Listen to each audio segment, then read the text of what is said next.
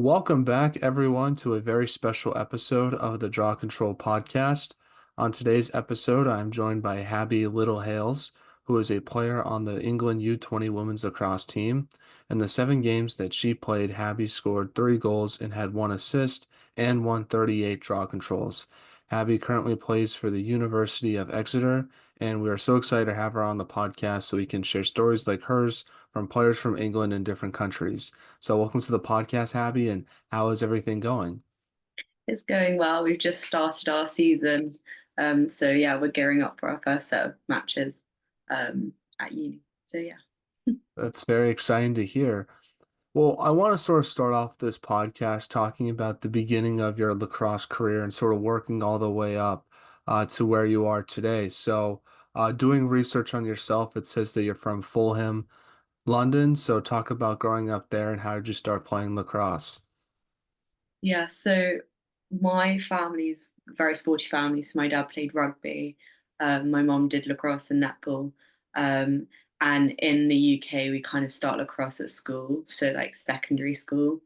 So I started at the age of 12 because usually a school would decide between hockey and lacrosse as their winter sport along with netball. So my school chose lacrosse. So yeah, just learnt it through school, did loads of summer camps. Yeah, that's pretty much how I started. Um, yeah, not much else through that. Well, growing up, who were some of your lacrosse role models, I guess, in England? Yeah, so I was lucky enough to get coached by Claire Farram, who was my teacher at my second secondary school, and she was a massive role model to me. And like her, like not necessarily getting selected for the first World Cup she tried out for, but then like pushing on and sticking with it, and now she's like one of the best midfields in the country, well, in the world as well. Yeah, and like her hard work and everything, what she puts into lacrosse as a whole is really inspiring. Well, what you currently play for the University of Exeter, like I mentioned in the introduction of this podcast. So, my question is, in England, is there like a recruiting process for when an athlete joins a university? And if so, how do you end up going? How did you end up going to the University of Exeter? And if not, how did you start playing lacrosse there? Like, what's the process like, I guess, for joining the team is the gist of that question. Yeah, so it's not quite as big in the UK as it is in the States. So I know Mike Molster's our coach at Exeter, and he's really like enthusiastic about like making Exeter the best across university. So he's trying to get it to like a certain level that's near Division 1 university. But there's only like a handful of universities that have like lacrosse as one of their main sports. Um, so you usually have a pre-season, and if you're like a not a well-known player, but someone who maybe plays internationally or plays club to a high level, you might be invited for the pre-season for the first and second team. After that, you then get selected for whichever team like our coach thinks that you can be in. And then anyone else who's not necessarily the same level but still wants to play once term starts. So we're currently in Freshers Week. So we've actually got trials going on at the moment for girls who like literally from beginners who just haven't even picked up a stick before, to girls who aren't necessarily wanting to do first and seconds but are still wanting to play competitively. Um, and I know it's very different here because we have like multiple teams rather than just having one big squad. Um, so yeah, that's pretty much how the recruiting process works. But Mike also contacts you. So he contacted me in my second or third to last year at school. Um, so yeah. Now, for those who don't know, just describe what your lacrosse team is like at Exeter. Who are some of the players that you get to play with? And obviously, you mentioned who coaches you, but who are some of the teams that you play against on a daily basis? Yeah, so we have quite a few international players, both junior level and senior level. So we've got a couple of England players, few Welsh players. a couple Scotland players and an Irish player. At the moment, it's very like under 20 base. Like there's a lot of us, but we had the likes of Alice Ripper, Anna Neville, who play senior England, um, and Liv Thomas, who obviously wasn't there when I was there, but she also played there. So we have a good mix. Now, what's been your favorite memory with Exeter so far? I think varsity. So we have a day a day called Varsity Day where we play like Oxford University, and each uni usually has like a main rival. So they're ours, and it's always a really exciting game because like we get big crowds that come watch. The cheerleaders always do a performance as well, so it's a great atmosphere. Parents come down to watch. Yeah, and it's usually a good game. Now, how do you think Exeter helped prepare you for the U20 World Championships last month? Yeah, so as I mentioned, so Mike's really pushing for the Division One like lookalike program. So we're under quite an intense like training schedule, which I love because I love being busy. But it just helps us like ticking over, like keeping our like I had a quite a big injury last year, and like I found like defensive footwork, like like you really lose it if you don't like do it a lot. Um, so it's really nice to just keep that up, even if it's the end of the season. So our season starts in pretty much September, October, and finishes in March. And then obviously the World Cup was August, so we had that period between March and August where we didn't have any matches, and obviously we don't have England weekends every day because we're all over the country, so we can't organise that. So having Mike do extra sessions just to keep us ticking over and making sure our sticks were like keeping warm, if that makes sense. So yeah, that prepared us. Now, let's transition and talk about those U20 World Championships that just took place. So I'm curious, how does the selection process work for Team England, and where were you when you found out you were going to Hong Kong? So England has this like talent pathway, where you start. So I there's basically regional academy, national academy, and then it moves up to like competitive under 20s. Um, so regional academy, I got selected when I was 14. No, sorry, 12. And then I moved to National Academy when I was 14. And it's quite a long process because National Academy and Regional Academy, it's a lot of building. So you don't do much competitive um, games or tournaments. And then when a European Championships or World Cup cycle comes round, the coaches basically select from the National Academy. So last September, we started with around 52 girls. Um, we then we had the first cut just before January, um, which was cut into the touring squad, which went to the US, and we played in Florida as like a warm up tournament. We then came back and we had two tournaments after that. So we had senior regionals and home internationals, which is where we play Wales and Scotland and usually an invitational team. So it was Germany this year. Um, and then once those matches are done, the final cut happens, um, along with training reserves that are named. So we had the 22 player squad announced and then the reserves alongside in case there was an injury.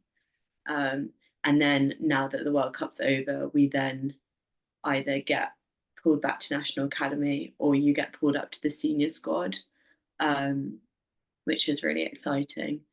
But yes, I found out when I was at home on the sofa. I told my parents I didn't want them in the room. You need to leave just in case I didn't get selected. But yeah, yeah, that's where.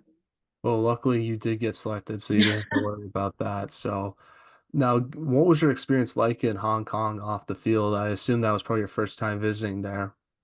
Yeah, it was very different, very, very hot and humid. Um, we were all a bit concerned about the weather because it seemed to rain every day.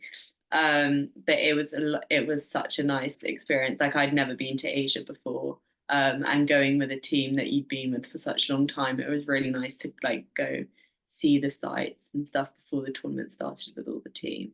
Um, And yeah, it was just a lot. It was very different and so very exciting. Yeah, definitely a different climate than England, that's Yeah, for sure. definitely. Now, from your perspective, what do you think is like the biggest thing that you got better at throughout the tournament? What would you consider like your biggest improvement you made, I guess, from the first game to the last game that you had?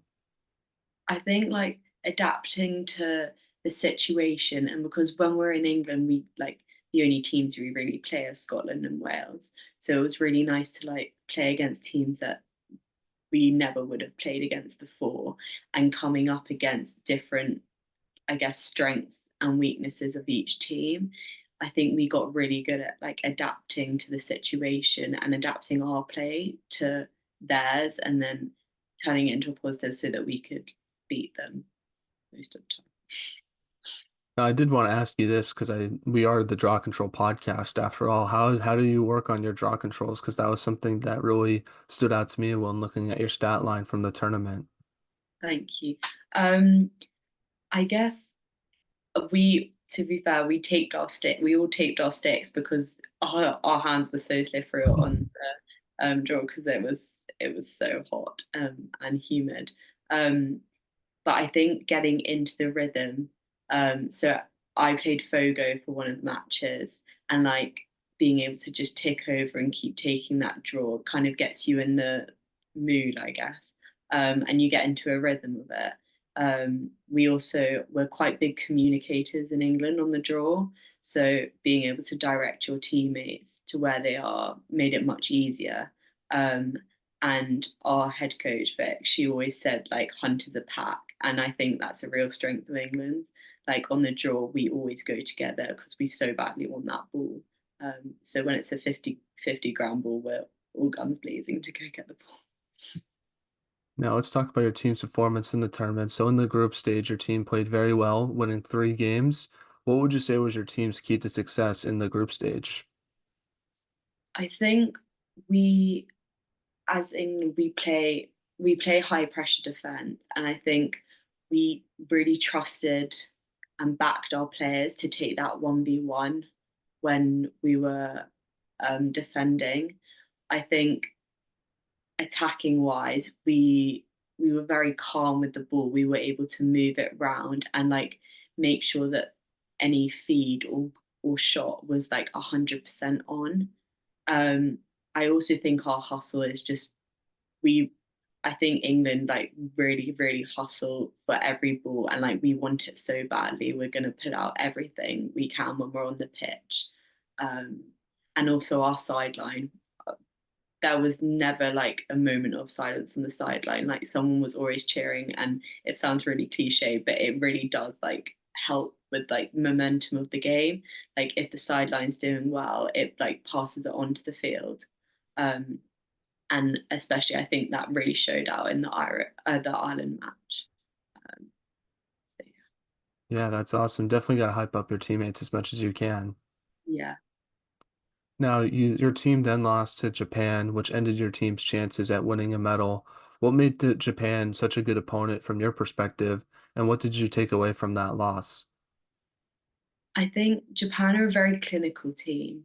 They've been building their team for 5 years, and they're very regimented in the way they play, and it really shows. So we were also observing their sideline, and it was very, very organized. Like the draw takers would come off and start taking stats for the rest of the team.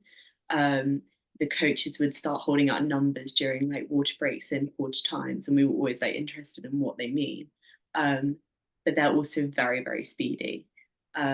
And we basically as a team were like, we can't stop them dead in their tracks because that's never gonna work. But if we can try stay man on and just steer them away from where they want to go or like stop what they want to do, then that's ideal because they're just very clinical in the way they play and very structured. Now, your team ended the tournament by beating Italy, but then losing to Puerto Rico.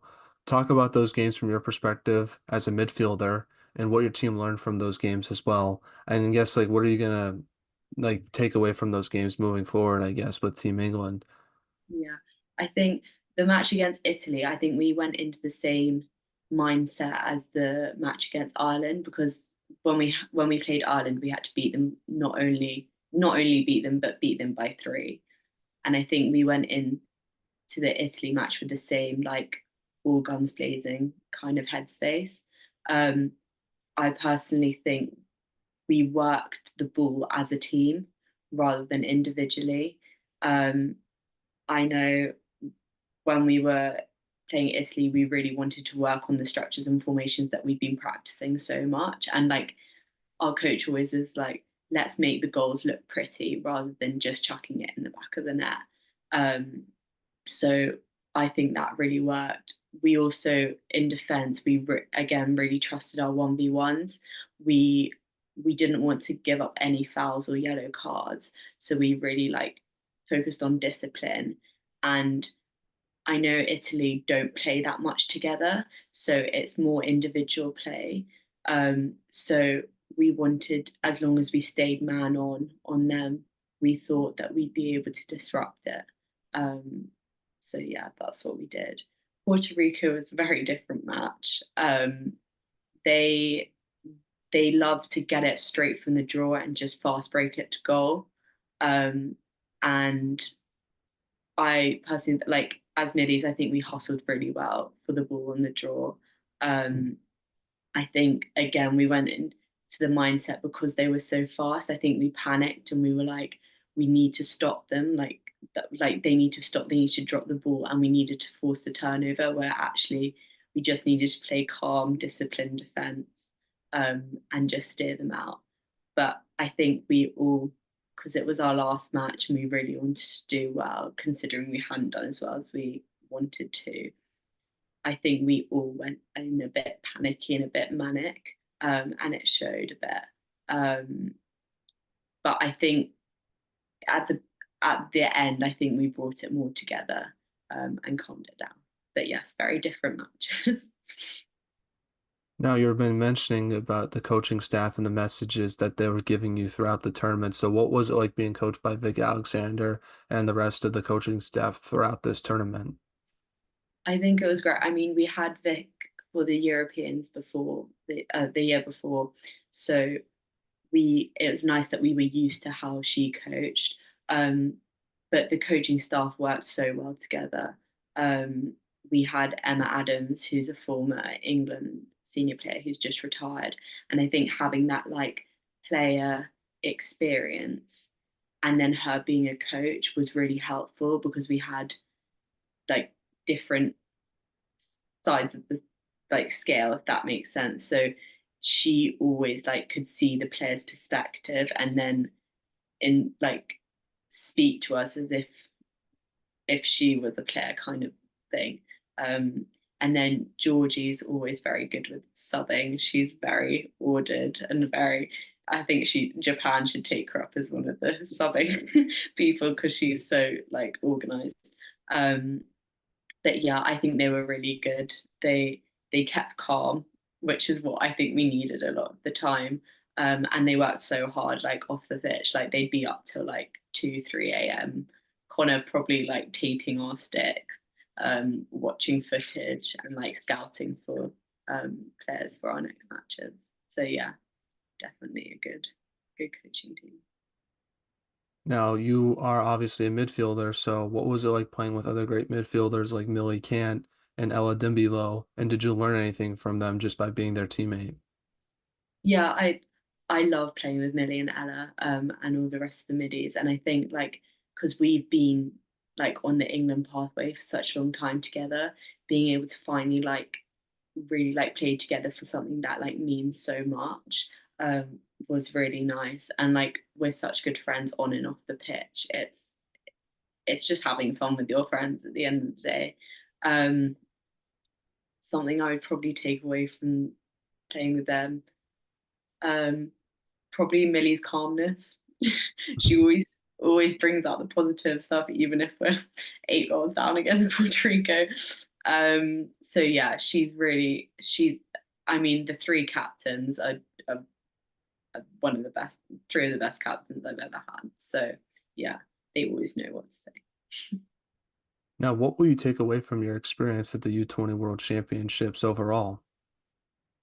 Um, I think being able to adapt to the situation, and then if it doesn't go right, like being able to keep our heads up and stay calm and not get too bogged down in the negatives and realize that we still need to come out and produce something.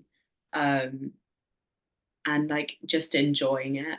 I had a pretty massive injury before the last training session before the European Championships last year, and so wasn't actually able to play and ended up just going and supporting. Um, but like working so hard for the whole year, rehabbing all that time, all the early mornings and like rainy training sessions, like putting that England shirt on at the end of the day, like all you have to do is enjoy it and the rest will follow. Um, when we were in some tricky situations, Georgie was always like, just enjoy it because you play best when you're having fun. So yeah, that's something I definitely take away. So let's move on to a segment I like to call the non-lacrosse segment, where I ask you some non-lacrosse questions to get to know you a little bit more off the field. And obviously, I'll answer some of these to help make it a fun conversation for the next few minutes. So, first two, though, I can't really answer, but who's the funniest teammate on the England lacrosse team? Um, well, I mean, I think they're all pretty funny. I'd probably say Millie and Grace Davison. They're also a really funny pair together. Um, but yes, definitely, they definitely bring the fun and the jokes. Now, you obviously have the best style on the team, but besides yourself, who has the best style off the field? Um, Probably Gemma Thompson. She always looks very cool. Yeah, she's usually our team fashion person that you go to if you need some advice. So yeah. Now, obviously, you went to Hong Kong for the very first time. So, where is one place that you would love to travel to one day? I'd love to travel to Australia or New Zealand, um, somewhere different. Also Hawaii or Bali. So either four of those. Uh, Yeah.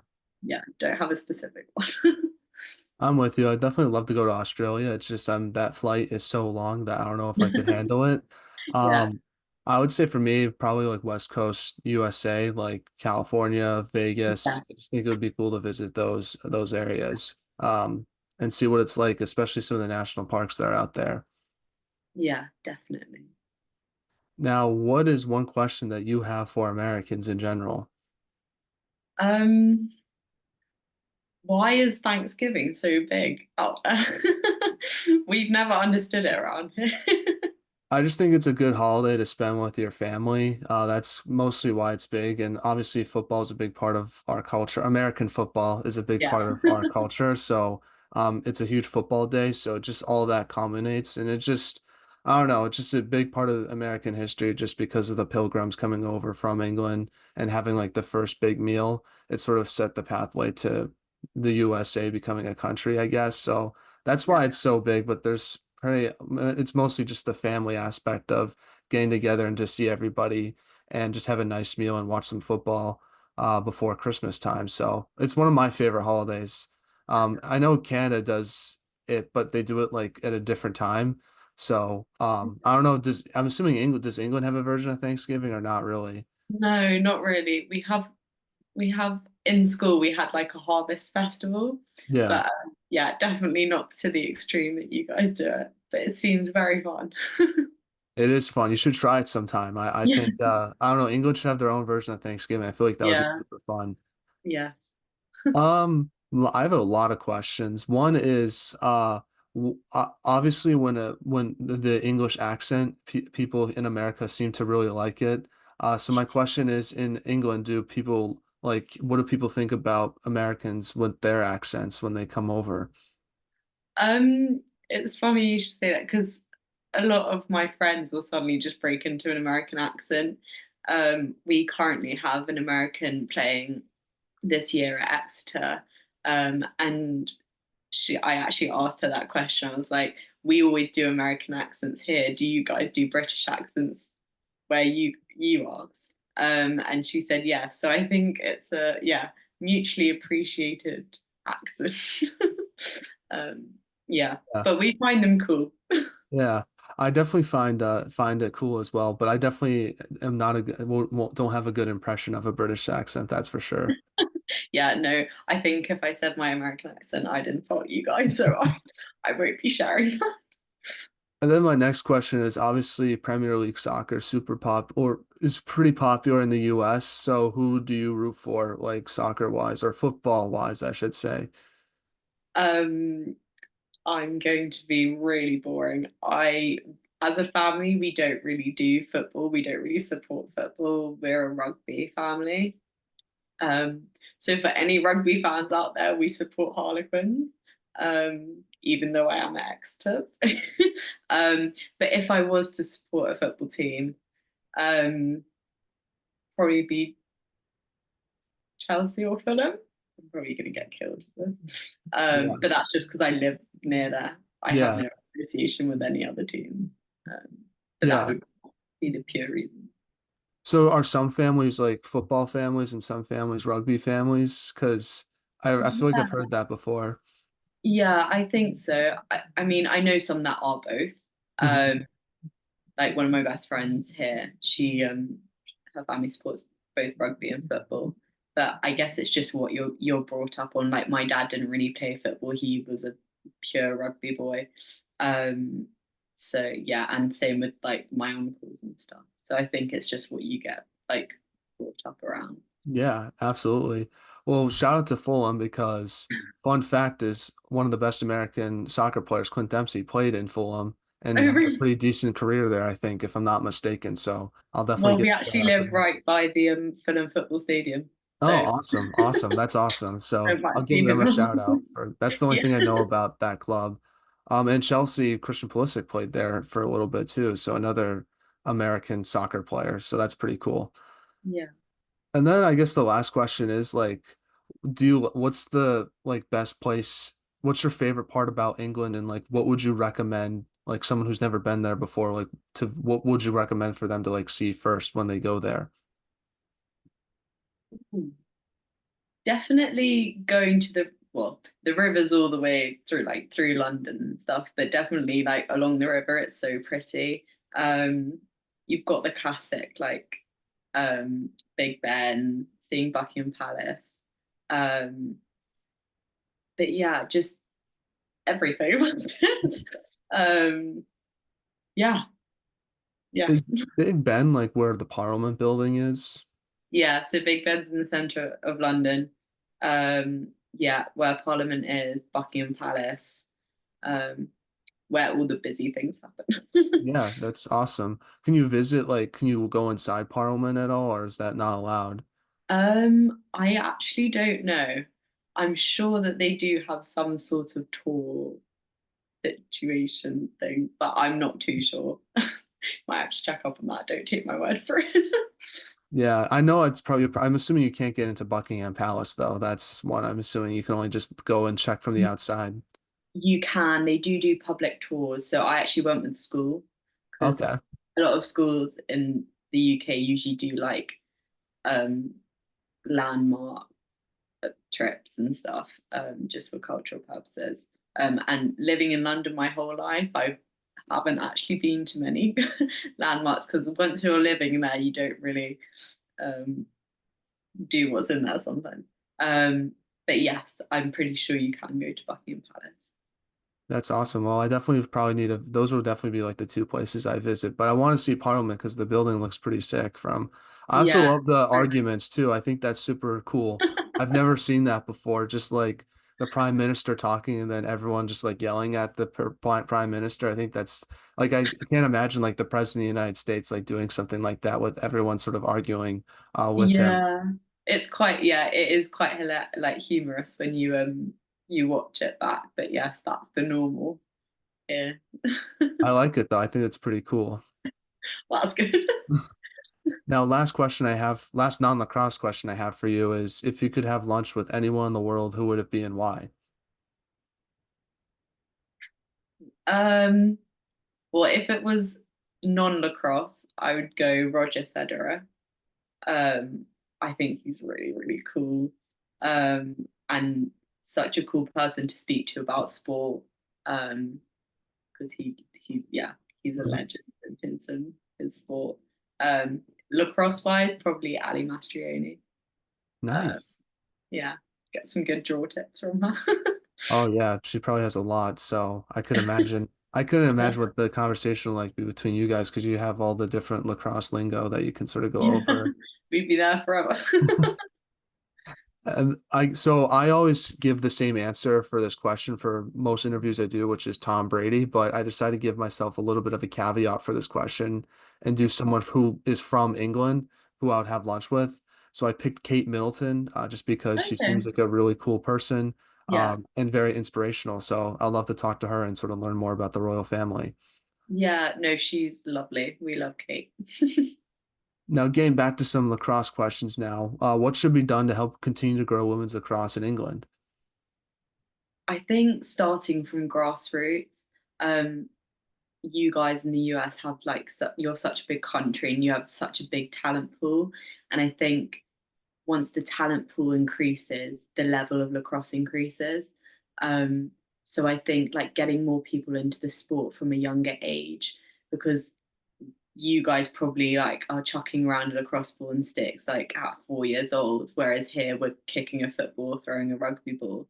So I think like making it more popular and getting more people involved in it. Um, yeah, that's one specific area I focus on if I was to get it there. But yeah, also like facilitating more opportunities. Um, and I mean, I hate to say it, but funding. Hmm. Like we had to fundraise for our entire World Cup, um, probably like most other teams. um, but it's really hard, and like senior players shouldn't have to be like working a job and then also playing lacrosse. Like it should be a paid sport. Hmm. Um, and I think if that was the case, people would be more involved in it. But obviously, you can tell that people really love the sport if they're prepared not to be paid. Um, but yeah, funding is also a big one. Well, last question I have for you, Happy, is just do you have any shout outs you want to give? And who from your team should we have on the podcast next? Oh, um, oh, I'll shout out my whole team. I also really miss them because we haven't seen each other in such a long time, but we spent so much time with each other over the summer trainings and the World Cup. But oh, who should I? Kennedy Buntrock, our goalie, or Izzy Middleton, our other goalie. Both goalies, I feel like would be quite cool to have on the podcast. Yeah, Uh, definitely. Obviously, yeah, Kennedy's playing college in the US right now, too. yeah. So she's at Loyola. Izzy's at school still, but hopefully coming to Exeter. Uh, That's yeah, awesome. still pushing that one. Well, I saw there was a lot of Exeter players on your team, so definitely we can definitely have. So it's hopefully we should get to talk to some of the teammates you had. I guess you get to talk to some of the teammates you had over the summer. Yes, yeah, no, definitely. And it's really nice. We would go to trainings together if we were down here. Um, but yeah, we need to get the team back together. Hopefully a reunion coming sometime Yeah, soon. But yeah. Abby, I just want to say thank you so much for coming on the podcast. I really appreciate it. It was so much fun getting the chance to talk with you and learn more about your career and just England in general. I had a lot of fun about that. So have a wonderful day and best of luck for your upcoming season with Exeter. Thank you.